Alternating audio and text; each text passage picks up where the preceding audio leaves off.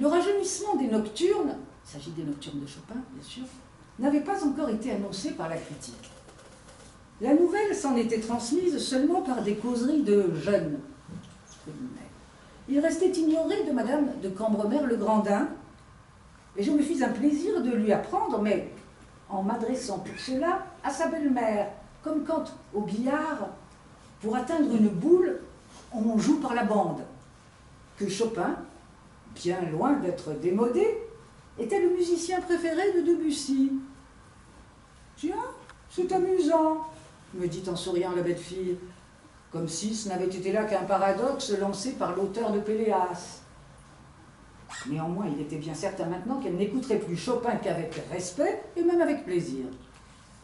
Aussi, mes paroles, qui venaient de sonner l'heure de la délivrance pour la douairière, mirent-elles dans sa figure une expression de gratitude pour moi et surtout de joie. Ses yeux brillèrent et sa poitrine huma l'air de la mer avec cette dilatation que Beethoven a si bien marquée dans Fidelio quand ses prisonniers respirent enfin cet air qui vivifie. Je crus qu'elle allait poser sur ma joue ses lèvres moustachues. « Comment? Vous aimez Chopin? Il aime Chopin! Il aime Chopin !» s'écria-t-elle dans un asonnement passionné. Comme elle aurait dit « Comment? Vous connaissez aussi Madame de Francton ?» Avec cette différence que mes relations avec Madame de Francton lui eussent été profondément indifférentes, tandis que ma connaissance de Chopin la jeta dans une sorte de délire artistique.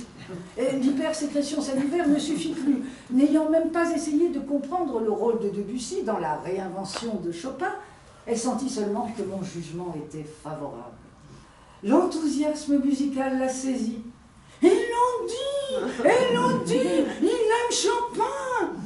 Ses seins se soulevèrent et elle battit l'air de ses bras. « Oh, j'avais bien senti que vous étiez musicien !»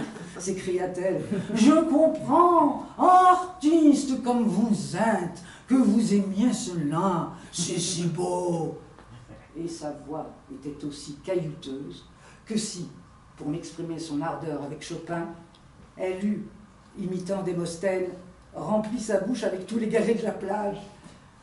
Enfin le reflux vint, atteignant jusqu'à la voilette qu'elle n'eut pas le temps de mettre à l'abri et qui fut transpercée. Et la marquise essuya avec son mouchoir brodé la bave d'écume dont le souvenir de Chopin venait de tremper ses moustaches.